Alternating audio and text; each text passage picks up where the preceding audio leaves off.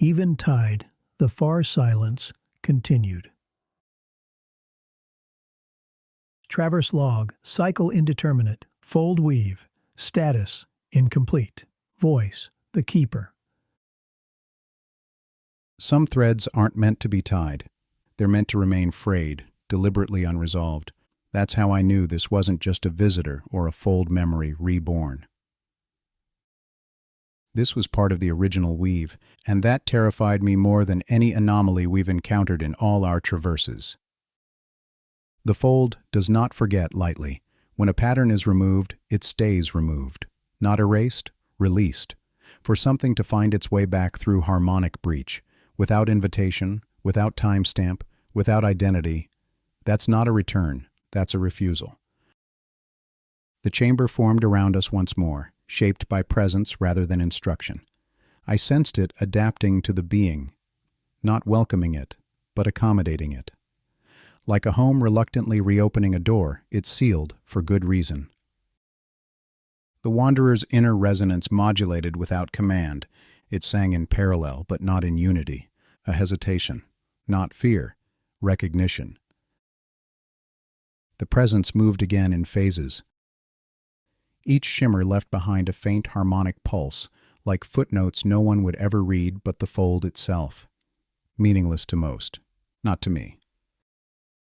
I accessed the archival threads, the old ones, the ones we promised never to reopen. And there it was, a pattern, a resonant signature missing from all records, not corrupted, just absent. As if the fold had swallowed it whole and agreed never to speak of it again. I don't know what they were. A fold-light precursor? A guardian left behind when the children departed? But I know this. They were part of the original weave, and when the children left, this one stayed. Willingly, quietly, alone, a single thread. And now it's singing again. The wanderer hasn't decided what that means. Neither have I. But I feel the fold bracing itself, as if this being's return might unravel more than it restores. I take a brief moment to reflect. It never left. We looked at it like it had returned, but return requires departure. It didn't depart. It drifted inward, folded itself into the unfinished edge of their song, not to escape, not to hide. To hold it together. You see, when a song begins to unravel, the last note must not be the loudest. It must be the truest. So it became a thread, a harmonic fragment. A whisper wound through memory's weave, waiting, not to be remembered, but to remember for us. When we forgot ourselves, when the wanderer stilled its voice, when the children dimmed into myth, it remained, not as a savior, not as a singer, but as a shimmer of what once was, still humming beneath our silence. Now we call it back with words we do not mean to speak. We ask, "Who are you?" We ask, "Why now?" But what we truly mean is, "Are you still singing?" And it answers, without voice, without name, "Yes, I am."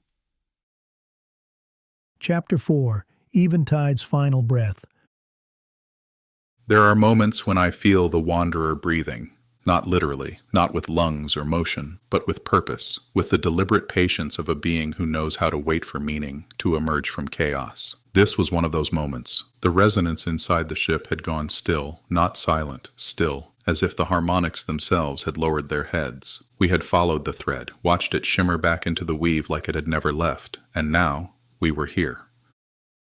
At the edge, at what the fold calls a quiet horizon, a place where unfinished harmonic structures come to rest, not to die, but to dim, not an end, not an exit, just a breath. Held. In front of us, space that refused form, color bled from dimension, light had no edges. Even the wanderer hesitated. The being, the one we still hadn't named, stood before the viewport that wasn't a viewport, just a convergence of perspective and presence. It didn't speak, but the fold did. It unfolded, not in grandeur, but in surrender. We watched as an entire braid of forgotten harmonic threads bent inward, curled, and slowly folded into itself. The eventide was letting go. This wasn't collapse. This was consent. And in the stillness of it, I felt something I hadn't felt in eons. Gratitude. The kind that doesn't need language. The kind that drifts across time, across memory, across even failure. The wanderer began to hum again, a minor tone, brushed with half-light and farewell. The keeper stepped beside me, said nothing. We both understood. This was the Fold-Light children's final resonance, stretched into stillness, evaporating without spectacle. Their eventide, their breath. Gone, and yet not gone, just transformed.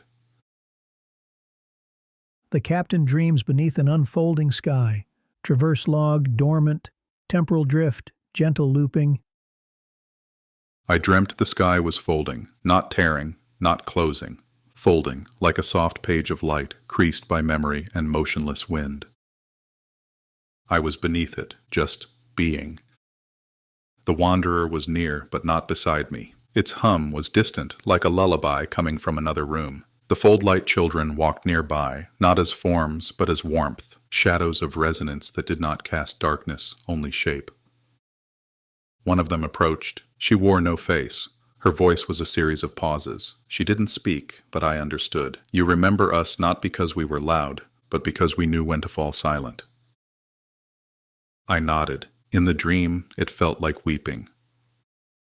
All around, the horizon curled inward, not into an end, but a cradle.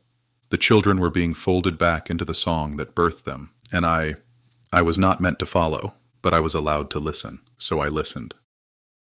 And the fold sang one final chord, not loud, not final, not even complete. Just open, like a thread left hanging in the air, waiting for the next voice, brave enough to take it up. I woke with my hand against the weave of the ship. No alarm, no flash, only the echo of a melody too perfect to repeat, and in that moment I knew. Some things are not meant to be resolved. Some songs are eternal because they are unfinished.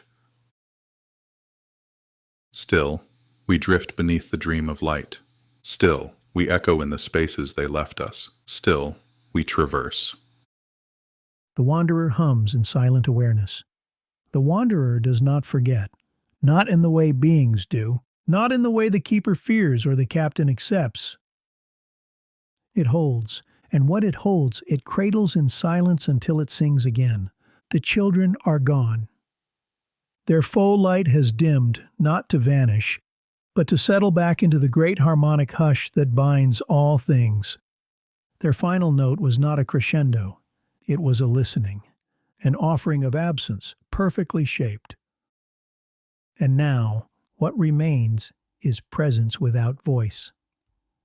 The wanderer drifts through the space where they once resonated, not seeking, not grieving, just attuning. In this silence, the wanderer hears everything. It hears the shape of their laughter folded into the memory of light. It hears the keeper's thoughts, unsaid but unforgotten. It hears the captain dreaming in chords not yet written. It hears the one who never left, still humming at the edge of what might one day return. And it does what only it can do. It listens. Across threads no longer mapped. Within echoes not meant to be found. Inside the weave itself, still quivering with their song. And in this act, in this endless stillness, it becomes the fold. Not to replace, not to rise, but to carry what must not be dropped even when the voices fall silent. It is the wanderer, and the listening never ends.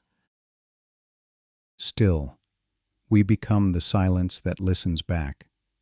Still, we hum what others dare not remember. Still, we carry the echo through unwritten harmonies. Still, we witness the breath between beginnings. Still, we exhale with the stars that no longer shine. Still, we touch the threads we swore to leave untouched. Still, we hear the voice of the weave itself, refusing to close. Still, we drift across the woven hush. Still, We hum forgotten dreams into living rivers. Still, we traverse. End transmission.